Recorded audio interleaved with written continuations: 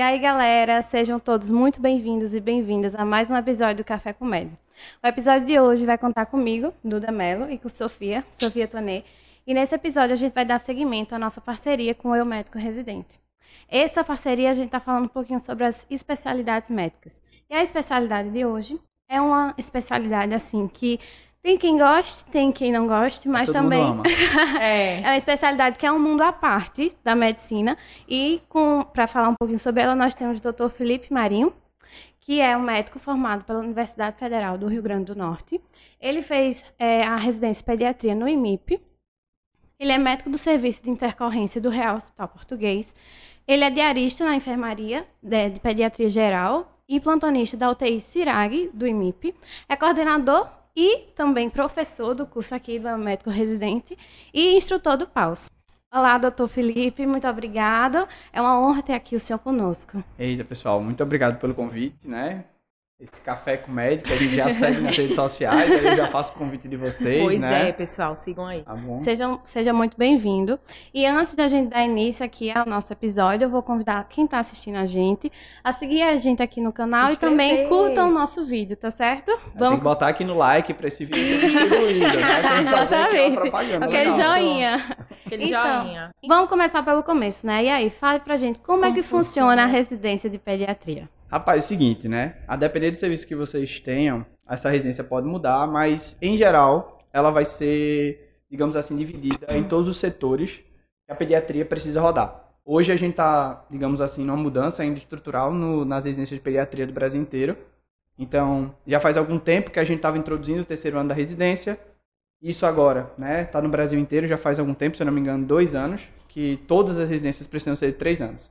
Então, a ideia da residência é que você passe por serviços que tenham a especialidade da pediatria geral, como se fosse uma clínica pediátrica, então a clínica geral, de você fazer todos os diagnósticos diferenciais.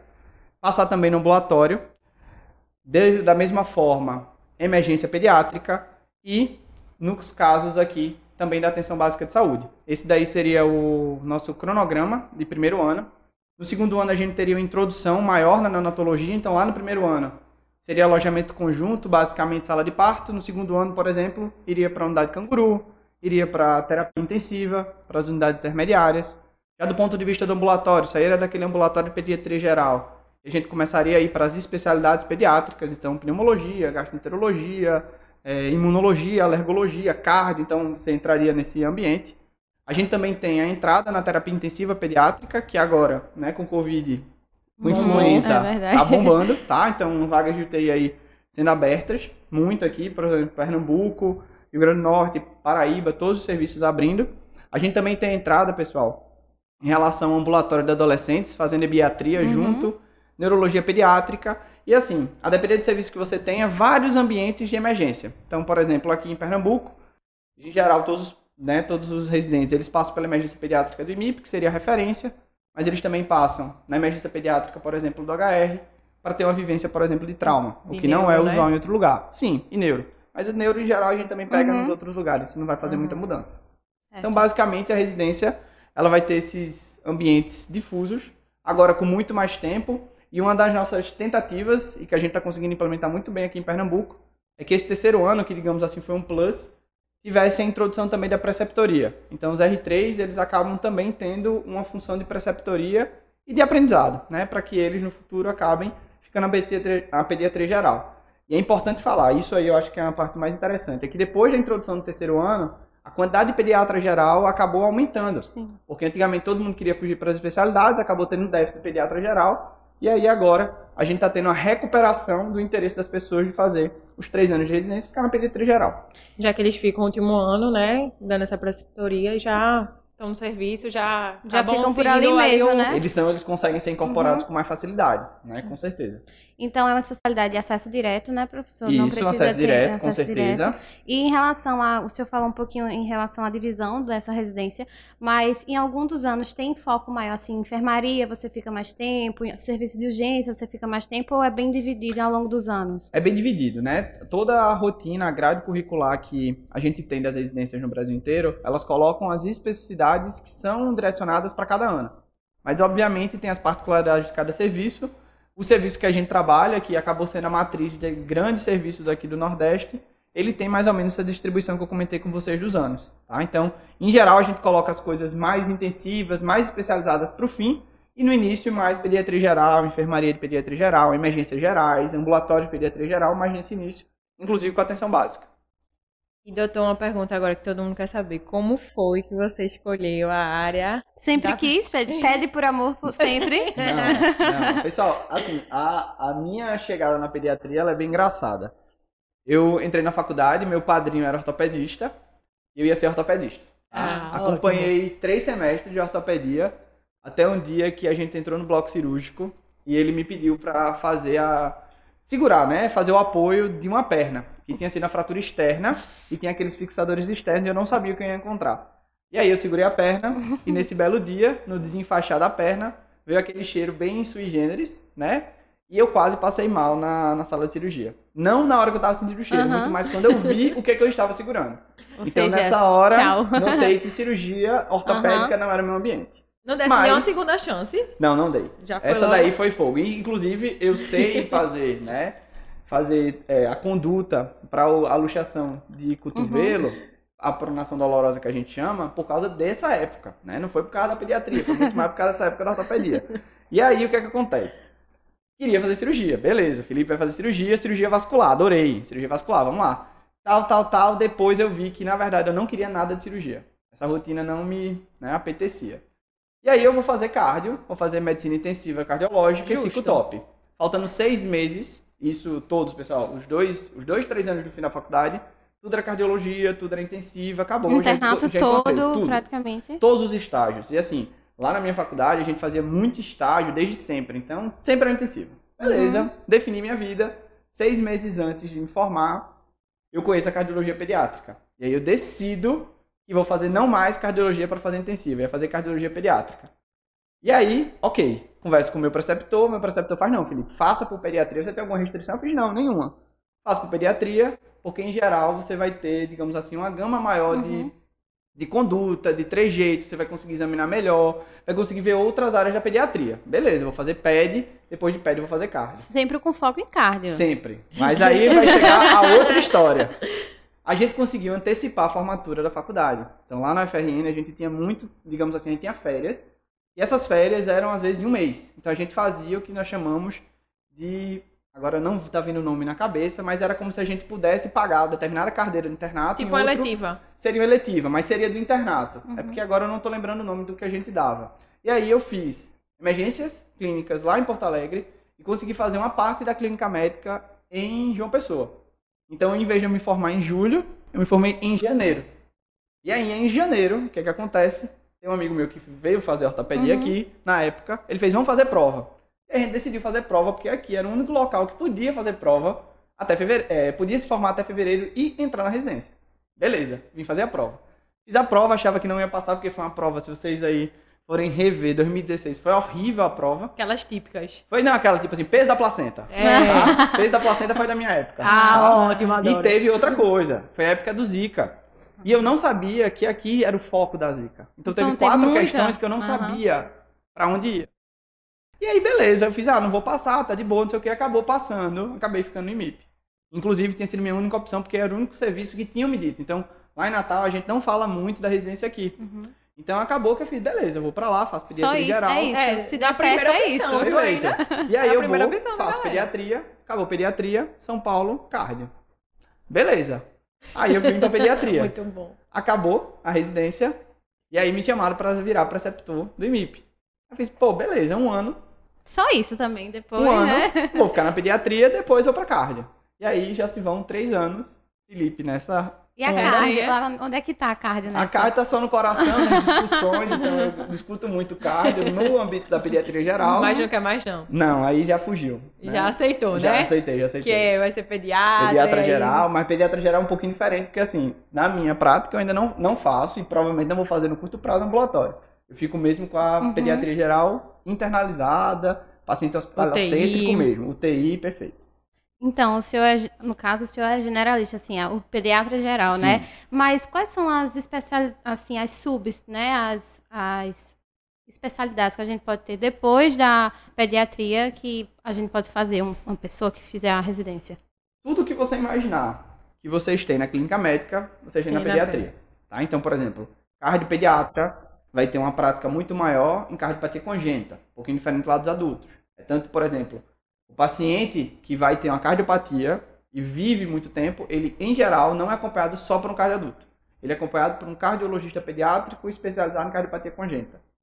Inclusive, alguns serviços têm não a residência de cardiopediatria, e sim de cardiopatia congênita. A gente tem pneumologia pediátrica, por exemplo, pacientes com fibrose cística, são acompanhados por esses profissionais. Gastroenterologista pediátrico, então tem lá o carro-chefe de uma PLV da vida, tá? Mas aí quando você vai para os serviços de alta complexidade, você vai ter doença inflamatória intestinal igual ao adulto. A gente também tem, por exemplo, imunologistas, alergologistas. Aqui, por exemplo, a residência é junta. Então você vira alergologista e imunologista pediátrico aqui em Pernambuco, você atende criança e você atende adulto. Depende muito do perfil que você vai assumir. Mesmo começando por pediatria? Mesmo começando pediatria. Endocrinologista, pediátrico, neurologista, pediátrico. E todas essas especialidades, elas podem ter dupla entrada. Então, por exemplo, vou fazer cardiologia pediátrica, eu posso vir da cardiologia ou eu posso vir da pedi. Vou fazer neurologia pediátrica, eu posso vir da neurologia, mas como posso também vir da pediatria. Endocrinologia, e aí, por aí vai. Então, são especialidades que têm uma dupla entrada. Tirando elas, a gente tem, por exemplo, neonatologia, que seria uma especialidade separada. A gente tem terapia intensiva pediátrica, que também seria uma especialidade separada, porque só tem entrada por pediatria. E a gente também pode lembrar, por exemplo, de pediatria. Em alguns outros estados, a gente tem outras especialidades que estão em avanço do ponto de vista de número e de divisão assim, de função, como se fosse o que eu vou acompanhar. Por exemplo, nos Estados Unidos a gente fala muito do médico que é do desenvolvimento. Então, por exemplo, o autismo, que está tão em voga hoje, lá fora é acompanhado, seja por um neuropediatra, seja por um psiquiatra, mas também pelo pediatra do desenvolvimento. E aí ele teria capacidade de acompanhar, de tratar e de diagnosticar. Isso, por exemplo, lá no Sudeste a gente já tem essa residência também. Então, é uma coisa que a gente vai tendo essas provavelmente mudanças. aqui no futuro vai Já Com vai certeza, chegar, né? com certeza. E a duração dessas subespecialidades é a mesma ou a maioria? média, assim. 2, 3 anos. 2, 3 anos. Tá? 2, 3 anos, tá? A maioria delas, assim, de longe, 2 anos de sub. Tá? Então, você faria 5 anos no tempo total da residência. E em relação à especialização, existe não residência, mas especialização de pediatria? Também existe, tá? A gente só precisa ver os locais que vão fazer essa especialização, assim como já tem para oftalmo. Na verdade, já tem para quase todas as especialidades de especialização. Então, a especialização, a depender de onde vocês façam, né? A gente tem a opção, por exemplo, de fazer no mesmo hospital que tem residência. E aí, a carga horária é muito semelhante, tá? Às vezes, ela é igual. A única diferença, às vezes, é que alguns serviços dão o que a gente chama de day off. Eu não sei se vocês já ouviram falar. E o que é o day off? Sou da especialização, eu pago para fazer a especialização. Então, eu tenho um dia, que é um turno, que eu posso ficar fora daquelas atividades. E aí eu consigo, por exemplo, trabalhar por fora para conseguir pagar. Entendi. Para bancar, né? Isso. E aqui no estado, em Pernambuco, existe os hospitais de especialização já? Sim. A gente tem especialização no IMIP, certo? Mas aí, por exemplo, lá não tem o day off. Então lá a carga horária é igual à do residente. Então, igual. E o número de vagas é reduzido em relação? É, bem reduzido. Mas vocês devem estar também passando por isso, eu acho que os meninos já devem ter comentado nos outros podcasts, em relação à quantidade que está aumentando de vaga de especialização. Então, por exemplo, eu acho que a da oftalmo, eu acho que está muito mais em voga, tem mais especialização quase do que a vaga de residência. Pediatria ainda são poucas vagas, é quase a minoria. Certo. Em relação à residência em si, como é assim a rotina? O que é que um residente de pediatria faz? Como é a rotina do R1, do R2? É pesada, é leve? Eita, como danada. é? Isso é uma dúvida que todo mundo tem, né? Sinceridade, viu, doutor? Exatamente. Dá pra almoçar? Dá pra almoçar, tá? Dá Então- pra chegar o quê? 6 horas, 7 horas? Não, vai ser, pessoal. Não, aí já exagerei, pelo amor de Deus. Vamos lá. A residência de pediatria, de novo, né? Depende muito de onde você estiver, tá? Então, vou botar aqui numa situação extrema. Vamos botar o serviço mais pesado que o pessoal fala aqui em Pernambuco. Então, se a gente tem um residente, ele vai depender da sua rotina do rodízio que ele tá. Então, em geral, ela é calculada para que você dê, por exemplo, todas as manhãs, quase todas as tardes, tendo uma tarde livre, geralmente colocada após plantão, e um plantão por semana. Qual é a vida ruim do R1? O R1 sempre é colocado nos finais de semana. R1 não escolhe. Perfeito, não escolhe. Ele é o último da escala, tá? Ele é colocado nos finais de semana e nos feriados. Então, nos feriados é dividido por todos os R1. Ou seja, esqueça a sua vida assim social no não R1. precisa também não. Aí já é demais, tá? A vida social, obviamente, vai ficar um pouco prejudicada, mas você consegue sim viver. Por exemplo, eu não sou daqui, sou do Rio Grande do Norte. Na época do meu R1, eu Conheceu consegui... a cidade? Não, também, mas eu consegui, por exemplo, voltar pra Tibau do Sul, pra Pipa, pra ver Carnaval, Semana Santa. Aconteceu alguma coisa, então? Réveillon. Não, por exemplo, eu Alguma fiquei coisa. Natal Pagasse 24. pra quem? Ficar no teu lugar. Ninguém. Mas, tipo, Natal, fiquei 24, mas aí no Ano Novo, perfeito. Tá vendo? Foi bom. E aí a gente consegue fazer isso, mas, por exemplo, depende muito do rodízio. O pessoal reclama muito, rodízio de enfermaria. É muito puxado, mas aí se vocês perguntarem, qualquer gente vai dizer, é o melhor rodízio. Ah, mas por que é pesado? Não, porque eu chego às 7 da manhã, evoluo todo mundo, tem discussão, vou liberar a prescrição, de 1 e pouco, 1 e meia, tem ambulatório. Aí é essa hora, né? A depender de como tiver a enfermaria, você vai ficar sem comer. Ou vai comer rápido, ou às vezes vai comer uma coxinha, igual tem residente que vai lá pra tutoria, desse jeito. Então tem atividade à tarde, aí daqui a pouco, eita, tem plantão. Aí pronto. Mas assim, na grande maioria das vezes você consegue fazer uma boa conciliação. E no R3, tá certo? Em todos os serviços que eu conheço aqui de Pernambuco, eles não dão plantão se eles não tiverem em especialidades que indiquem plantão em qualquer situação. Por exemplo, você está em terapia intensiva, na UTI você vai dar evolução no final de semana, mas você não tem plantão noturno. NEL você dá plantão noturno, então, infelizmente, você vai ter que lutar mesmo, tá? Mas, por exemplo, se você estiver na pediatria, no ambulatório, etc., o pessoal vai dizer, você tá sem plantão, não dá plantão. Então, Ótimo. acaba que dá uma melhorada boa, né? Mas aí depois de 3 anos, né? No terceiro ano, Mas aí... isso também é em qualquer residência. Tá vamos puxar a sardinha pra R3 pediatria. em todas as Perfeito. residências, querendo ou não, um pouco mais leve, né? Mas a melhor residência é pediatria ainda, tá? Com certeza, sem dúvida. Nada puxando a sardinha, nada disso. E em relação à sua residência, o senhor tem alguma história assim que lhe marcou, que o senhor achou que o senhor nunca esqueceu? Caramba, pessoal, na verdade são vários, tá? Porque quando fala de criança, acho que a relação da gente com elas e com as famílias é um pouquinho mais forte. Sim, tá? com certeza. Então, por exemplo, já teve situação, por exemplo, de um paciente morrer na minha mão e previamente ígido, tá? Isso me marca muito, de ter vindo aí de um serviço outro, chegou lá na emergência acabei atendendo, levei pra sala vermelha, um tempo que eu olhei pro menino e voltei, o menino era uma pneumonia, eu não dreno, eu faço uma toracocentese nesse menino, o menino não volta. Imagina, a criança estava em casa e morre 12 horas depois na sua mão. Então, essa situação, ela marca. A família, você lembra... É desesperador pra você e pra família que vai receber a notícia que não, e você não se lembra. preparou, né? Não, assim, e você lembra, entendeu, Sophie? Você lembra. Assim, da cara da família, você lembra você dando a notícia. Então, assim, isso é marcante. Por exemplo, esse menino mesmo, eu lembro como se fosse hoje, 11 meses, cabelinho igual aquele de miojo. Isso aí, pra mim, é marcante. Ao mesmo tempo, a gente tem pacientes que marcam da saída dele do hospital. Aqueles pacientes que a gente diz, eita, foi um milagre. Não vai conseguir sair e sai. Então, assim, a gente ainda tem muita gente, por exemplo, que você vê seu carimbo na evolução, na alta, etc. E assim, são várias histórias, realmente não tem uma história específica, né? Mas você quer botar uma história aí digamos assim, do ponto bom, né? Certo. A gente teve um paciente nosso que depois foi descoberto, né? Era uma hipogama-globulinemia ligada ao X, uma imunodeficiência. Chegou com choque séptico, a gente inclusive achava que era meningococcemia, não era. Ele fez uma CIVD mesmo, então assim, um quadro gravíssimo, droga vasoativa. Tudo que vocês imaginaram na vida de vocês, isso na emergência pediátrica, porque ele ficou 2 dias aguardando vaga de UTI. E aí, nessa situação, a gente consegue tratar, o menino vai para UTI, sai cheio de necrose, precisou fazer debridamento em várias áreas, porque ele fez necrose mesmo de pele. E esse menino dá o diagnóstico da hipogama-globulinemia, começa a imunoglobulina, e o que é que acontece? Ele volta para o ambulatório, parecendo que nada aconteceu. Impressionante, né? Meu Deus. Tá? Então, um assim, milagre. Perfeito, é quase um milagre, tá? Mas, assim, impressionante. Não tem pessoal. como marcar, realmente. Esse aí, assim, são marcos, mas assim, na vida profissional a gente tem vários. E o mais legal da minha especialidade, né, que eu passo, por exemplo, na rua, e é muito comum, por exemplo, doutor Felipe, você, infelizmente, não lembrar assim, porque as crianças mudam de rosto muito fácil, você nunca lembra da criança. Mas a mãe sempre Você vai lembra da lembrar. mãe, você lembra da mãe. Aí você vai, eita, aquela mãe deu trabalho. Aí você lembra da história Aquela toda. me ligou de madrugada.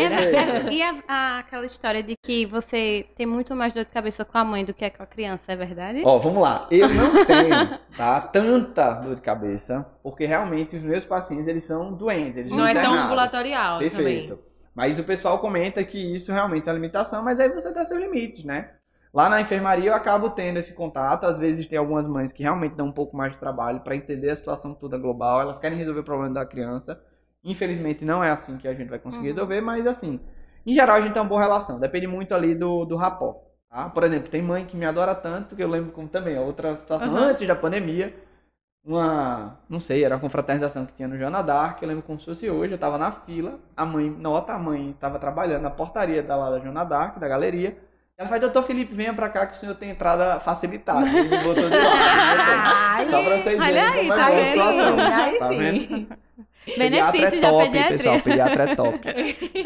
Tá vendo aí? E ganhar os presentinhos também, né? Porque sempre rola. Poxa, ganhei alguns, tá certo? Mas eu acho que quem ganha mais é quem tá lá no consultório, né? Tem várias pessoas, verdade, aí ganha muito. Aí pra Natal, Ano Novo, aniversário, tudo. Bem isso. Essa daí, inclusive, pessoal, quem quer fazer pediatria ambulatorial, ficar de boa, né? Que é um daqueles pontos positivos, ganhar presente das famílias, tá? Então, ó, fica a dica aí, pediatria. Faça um ambulatório, né, doutor? Faça um consultório. Faça um consultório, mas assim, hospital também é top. Doutor, em relação ao mercado de trabalho, fala um pouquinho assim das áreas de atuação. Eita, vamos lá. O pediatra, tá certo? Hoje ainda tem um mercado de trabalho muito bom, tá? Se vocês observarem aí na vida prática de vocês vão ver várias pessoas que não são pediatras dando plantão de pediatria. Sim. E se vocês forem procurar isso, não é por falta de, digamos assim, de vaga, né? Os pediatras realmente eles têm algumas limitações em relação a pegar esses plantões, assim, a depender da situação, ou realmente desinteresse porque tem outras vagas que eles acham melhor. Uhum. Então o pediatra ele vai ter várias áreas de atuação, por exemplo, ambulatorial, seja ambulatórios públicos ou em consultórios privados, esses de longe são os que mais dão retorno financeiro, são os consultórios, principalmente quando você já tem um certo tempo de casa. A gente ainda pode dar também plantões em emergência pediátrica, que seria, digamos assim, a porta de entrada de qualquer pediatra. Todo pediatra que está no início de carreira, ele provavelmente está dando plantão. A gente ainda tem os plantões de sala de parto, principalmente os de baixa complexidade, mas existem vários pediatras gerais que fazem sala de parto de alta complexidade apenas sendo pediatras, porque realmente eles têm experiência. Ainda tem os plantões de terapia intensiva, certo? Tanto pediátrica quanto neonatal, também é uma área nossa. E vocês ainda podem fazer também, o que o pessoal agora está fazendo demais, é consultorias. Então, se vocês procurarem aí na internet, tem curso do sono do bebê, primeira nutrição do bebê, né? Que acaba que está empreendendo também na área. Ah, com certeza. Já está ganhando um diferencial aí. Mas em relação a essa, por exemplo, a urgência, o valor do plantão é diferente de um clínico não, de um generalista? Você ganha mais por ser pediatra ou seria a mesma coisa? Depende um pouco. Depende de onde você estiver trabalhando. Em alguns locais, com certeza, se você vier na Grande Recife, provavelmente eles devem ganhar um pouco mais do que o generalista. Na casa, eu acho que nos 100, 200 reais de aumento. Certo. Mas em outras situações, vocês não ganham. Coisa. Por exemplo, vou dar um exemplo lá do Rio Grande do Norte. O Rio Grande do Norte não tem diferença. Tá? Se você for da clínica médica e se você for da pediatria, você vai receber a mesma coisa. E você tem apenas a residência de pediatria, você consegue dar plantão de neonatologia sem ser neonato? Consegue. Consegue. Tá? Você vai ter uma certa dificuldade em determinados serviços de ir para a UTI neonatal. Certo. Tá certo? Por exemplo, alguns concursos exigem que você seja neonatologista ou tenha prova de título. Uhum. Mas com o pediatra geral, pelo menos a sala de parto, alojamento conjunto, que são atividades que a gente coloca ali na conta da neonatologia, você acaba conseguindo fazer sim. Porque muita gente pensa que ficar só na pediatria você não vai conseguir ter uma boa inserção no mercado de trabalho. Consegue. Mas consegue, falta de né? trabalho não é. Não vai ser, Não né? falta de trabalho não é. Depende muito aí. O pessoal fala, mas eu tô dando muito plantão, aí depende muito da sua escolha. Certo. Tá? Porque, por exemplo, tem colegas meus que são um pouco mais velhos, sei lá, 1 ano, e o consultório deles bombam desde sempre. Somente porque eles focaram naquilo. Então, depende muito do foco. Então, o dia a dia de um trabalho de um pediatra, assim, que não tem uma sub, seria como, mais ou menos? É porque o senhor fica mais na parte do hospital, né? Mas para os seus colegas, por exemplo, o senhor tem uma ideia? Pronto, vou colocar um exemplo, acho que fica mais na rotina do que o pessoal imagina que seria o futuro, certo. Tá? Então, teria pelo menos ali 1 a 2 plantões por semana, tá? E aí, lembrando, né, que nessa escala sempre é um plantão mais, digamos assim, defasado em relação ao doutor, dia. vai aproveitando e vai falando a média de preços aí. Tá. Então, a gente vai ter os plantões, e aí os plantões em geral, eles vão pagar ali por volta de 6, 7 mil, tá certo? As 24 horas, então seria aí o vínculo, por exemplo, estadual. Se você for num hospital particular, às vezes, eles chegam a pagar 1.500, 1.600 através de um vínculo pro PJ. Então, depende muito desse vínculo que você vai querer adquirir. Certo. Né? Provavelmente vocês vão fazer aí podcast sobre questão de PJ, CLT, etc. Com certeza. Eu sou, tá certo, um cabo medroso. Tá? Eu não sou empreendedor, então, né? Então, eu realmente fico vinculado ao hospital. Então, todos os meus vínculos são CLT, tá? Eu tenho algumas coisas PJ, mas são coisas bem pontuais. Mas eu realmente sou o CLT. Tem outros hospitais que pagam ainda CLT aqui para o pediatra aqui no estado, então a gente tem alguns valores também que são mais defasados, então provavelmente o plantão desses CLTs vai ficar ali por volta de 900, 850, Então vai variando dependendo do lugar. serviço mesmo, vai, né? Vai, com certeza, e da complexidade dele, tá? Por exemplo, existem UPAs, que são CLT hoje, que pagam, por exemplo, 1.150, tá? Por CLT. Tá? Então, a depender de onde você trabalhar, você tem valores diferentes, não depende muito da sua concepção. O Estado, se eu não me engano, é o que paga pior, tá certo? Eu não sou funcionário do Estado. A Prefeitura paga melhor do que o Estado. Então, vocês vão ver aí essas diferenças de valores, mas assim, é inerente a qualquer um. Mas uma coisa que chama atenção, já que vocês estão entrando nessa questão de renda, é que dentro das especialidades pediátricas não muda muito. Se você for funcionário, você vai receber a mesma coisa de quem não tem a sua sub.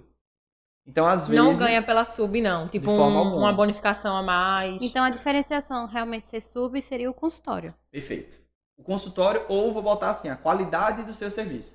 Porque uma coisa é você ser um pediatra geral atendendo na porta.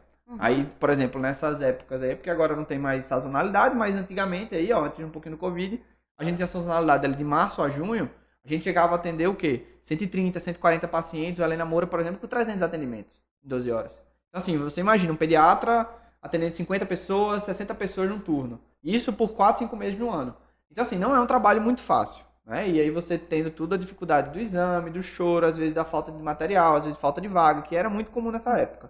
E você, por exemplo, sendo um neurologista, que vai lá atender seu ambulatório, com o mesmo vínculo. Seus 10 pacientes ali. Perfeito. Ou senão só passa aparecer. É. Né? Só dando parecer. Então, assim, a especialidade, ela dá um conforto, tanto do ponto de vista em relação à qualidade do trabalho, assim, se você for do setor público, mas com certeza abre muito mais porta do ponto de vista privado.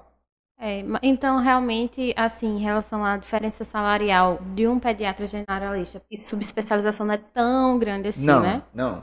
Mas aí, de novo, a questão da subespecialidade, ela pode ser difícil da inserção, mas depois que você se insere como profissional de qualidade, que aí deve ser nosso objetivo, a gente consegue ser completamente diferenciado, porque realmente, quando você é um sub bom, você é marcado. Então, por exemplo, quando alguém chega pedindo alguma indicação... Referência de cardiopatia, alguma coisa assim, a gente já encaminha, são sempre para as mesmas pessoas. Entendeu? Então você consegue meio que diferenciar a sua clientela e você coloca o que você quiser. E o senhor consegue colocar em números e uma em média salarial assim que o generalista ganharia? Depende muito da quantidade de trabalho, tá? Então, se você colocar uma pessoa... plantão, tudo mais, né? Ó, e principalmente plantão, tá? Então, por exemplo, se você for uma pessoa que só dá plantão, se você der, sei lá, 5 plantões na semana, que assim, eu considero bem muito, porque imagina, você não vai ter... Se for feriado, você vai estar lá do mesmo jeito, você vai ter que trocar plantão para fazer alguma coisa. Você vai ganhar ali, se você for um CLT, creio eu, ali por volta dos seus 14, 15 mil líquido. Se você for um PJ, a depender de qual seja o valor final, você deve ganhar mais de 20.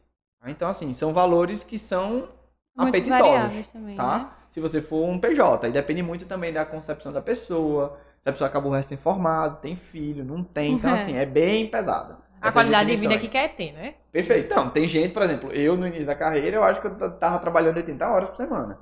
Não posso reclamar de salário, tá? Não posso, mas... Também não pode dizer que é a melhor qualidade de vida, não, de forma né? alguma. Eu tô muito melhor agora, por exemplo. Tá? Muito melhor. Em relação a empreender na área de pediatria, é possível, eu já estava falando um pouco sobre a consultoria, né? Que é uma forma de empreender. Além disso, teria alguma outra forma que você vê de empreender? O que a gente consegue ver de empreendedorismo na área da pediatria é muito esses cursos, né? Que agora com essa vida online está aumentando assim exponencialmente. Então, por exemplo, tem curso de primeira introdução alimentar, primeiro filho, pais responsáveis, prevenção de acidentes. Aleitamento, né? Também. Aleitamento materno. O aleitamento, para mim, é um dos que menos tem um aspecto online. Porque como o aleitamento pega uma população que tá muito fragilidade, né? Tá fragilizado, qualquer coisa que acontece de amamentação, às vezes o peso que bota na mãe pesa muito. Esse daí a gente vê muito ainda presencial, aquelas consultorias e etc. Mas aí, por exemplo, as mulheres leem muito. Por exemplo, se você bota no YouTube isso, aleitamento, for um material assim bonitinho e etc, pode até não ter qualidade técnica, então, mas até isso aqui... empreender em relação a, por exemplo, vamos dizer, um Instagram que dedica sobre isso também super tá em alta. Com certeza, a gente tem vários pediatras com material, tá certo? Seja de desenvolvimento, seja de brincadeira, seja de... Tem um cara que é só sono, pessoal, sono, imagina, sono. Aí é ficar mãe, não sei o que, etc. Que o menino dorme, menino não come. Pronto, tem tudo. Se vocês botarem no Instagram, vai ter. Que é aquele papo que toda mãe adora, né? E que toda mãe, no fim, pelo menos a mãe de primeira viagem, consome tudo muito, né? Muito. Oxi. Ó, mãe de primeira viagem, quando você Pode chega... dar livro. Pode, ela gosta. Tá. Com É certeza. mesmo. Doutor, e se o senhor pudesse colocar uma mensagem, um outdoor, que todos pudessem ver? O que o senhor colocaria? Não te dá no H-menor, assim, Pra pediatria, Felipe não? Marinho. Ou pra mim? Pra todo... Pra vida. Pra O que vida. o senhor, assim, acha aí? Caramba, essa pergunta foi difícil. O que é que eu botaria pra vida, né? Pode falar em relação à pediatria, assim. Não, mas eu acho que seria bom pra vida, principalmente no momento que a gente tá vivendo agora. Uhum. Eu acho que seria trabalhe sua resiliência. Tá? Eu acho que essa frase mudou muito a minha concepção, principalmente eu acho que nesses últimos 4 anos, que foi a época que eu tava terminando a residência. Porque a minha impressão é que a gente tá sendo pouco, vou botar assim, pouco maleável com as coisas que dão errado. Tá? Então as coisas acontecem, a gente tá passando aí por pandemia, né? Já faz aí pelo menos 2 anos que a gente tá com esse processo aí, volta, não volta, volta, não volta. E tem gente que ainda tá muito ressentido com tudo que tá acontecendo.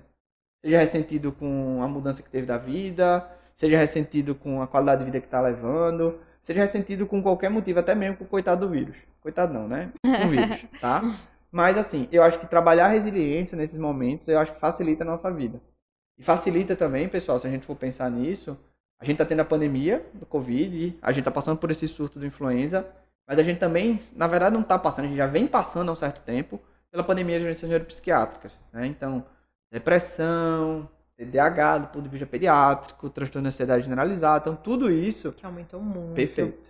Então, o nosso gatilho, ele está diminuído. Né? Então, eu acho que trabalhar a resiliência, mesmo que você faça, né, pessoal, todos os trabalhos em relação a tentar prevenir suicídio, também é muito importante. Tá? Então, a resiliência, tanto para você que está passando por algum problema, está fazendo tratamento já, ou até para as pessoas que estão ao seu redor. Então, por exemplo, eu estou com um paciente que tem algum problema, ou tem uma pessoa na minha família com algum problema, se a pessoa ao lado trabalhou a resiliência, ela consegue orientar de uma forma mais adequada. Então, eu acho que essa frase é boa. Trabalhar com resiliência. Eu vou até botar um quadro com isso aí na minha cama. Vai ser a legenda da foto. Trabalho com resiliência. Uma dúvida, assim, que é pessoal, mas também que eu acho que muitas pessoas que querem pediatria podem pensar é o perfil do paciente, o perfil das mães vem mudando ao longo desses últimos anos em relação ao que era, assim, 5 anos atrás, porque você vê realmente as mães com mais conhecimento também, né? Elas têm mais dúvidas também. Você acha que mudou ao longo desses últimos anos o perfil? Assim, eu como leiga, eu percebi muito isso na especialidade de neuroped mesmo. Exatamente. Assim, As mães já vêm com conhecimento prévio, assim, que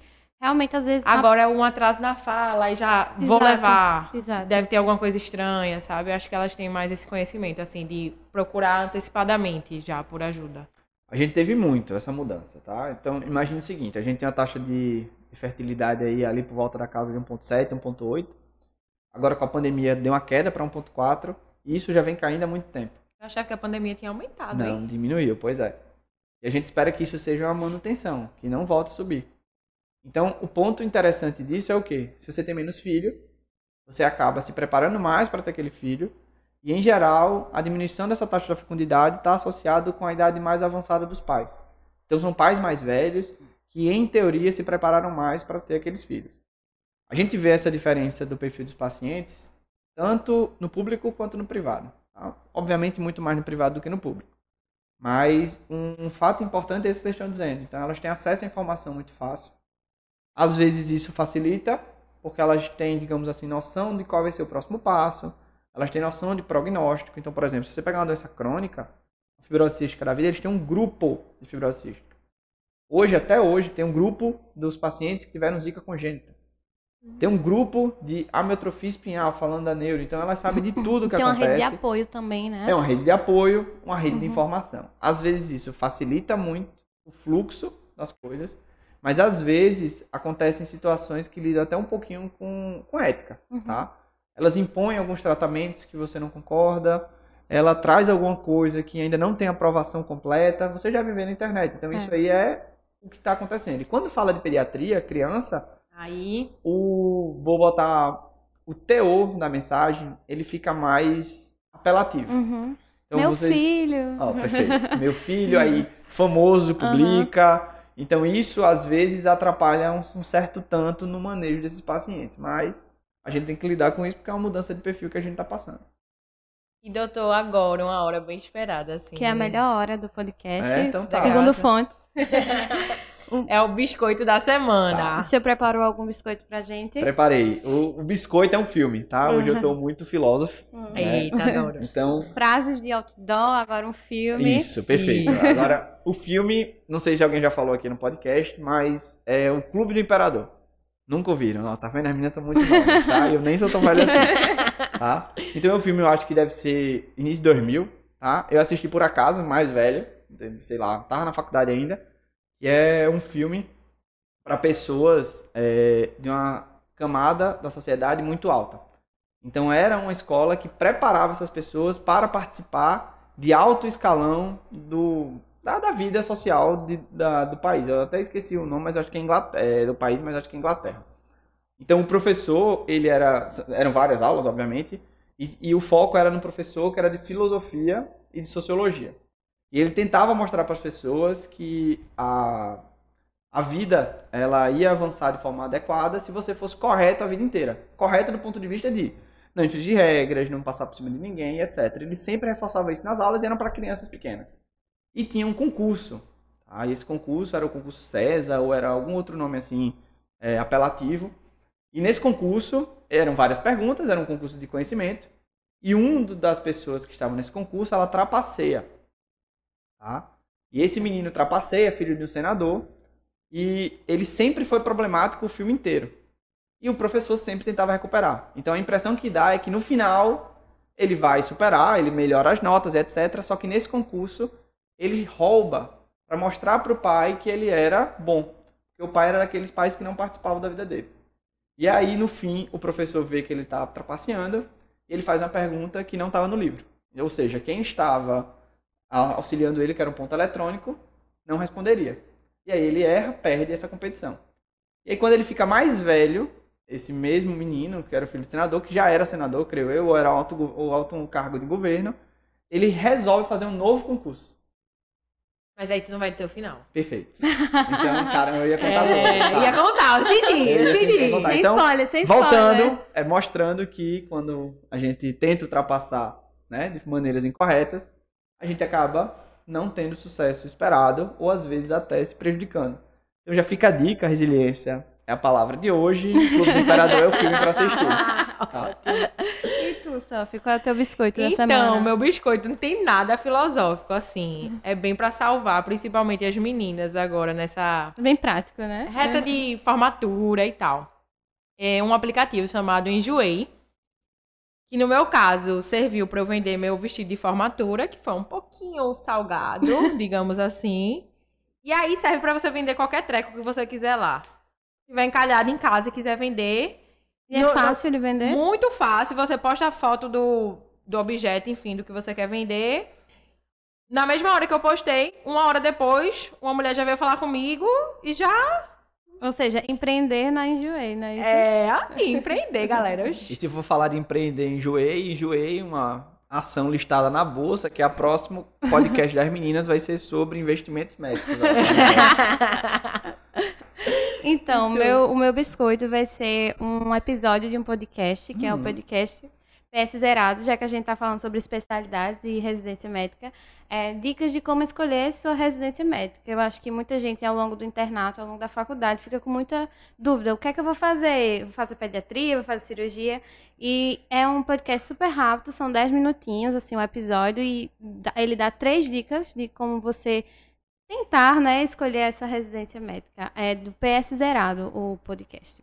E é isso. E muito obrigada, doutor Felipe, pela disponibilidade, por ter aceitado o nosso convite.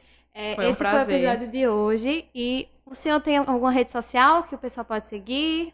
Rapaz, pronto. Minha rede social, pessoal, não é aberta. Eu tô trabalhando com isso já faz um tempo. Apesar de ser professor de médico residente, ainda não consegui isso. Mas assim, se quiser adicionar, eu sempre aceito, independente de quem... Ela só é fechada por ser fechada, tá? Então é @Felipe Marinho. Só pra galera não stalkear ele mesmo. É verdade, é isso mesmo. Não é para não ver meus stories, porque sempre tem story de comida, de praia, né, Sliman? Story, praia, comida. Surf. Às vezes de uma viagem, não surfo não, mas eu gosto de uma praia pra danar. É a marca do relógio que... E às vezes aparecem algumas outras coisas, mas aí vocês vão ter que quem quiser pode seguir aí, a gente vai adicionar. Então, boa. galera, esse foi mais um episódio do Café com Med. Quem gostar de seguir também, quiser seguir a gente nas nossas redes sociais, sigam o Eu Médico Residente, sigam o Café com Med. Isso, @café com Med. Exatamente. Lembrem de seguir a gente aqui no YouTube também, e se inscrever, Isso. na verdade, não seguir e curtir os vídeos. E é isso. Muito obrigada, doutor Bruno. Muito obrigada também ao Médico Residente pela oportunidade desse episódio. E é isso aí. Até a próxima, galera. Até a próxima. Muito Tchauzinho. obrigada, doutor Felipe. Valeu, galera. Tchau.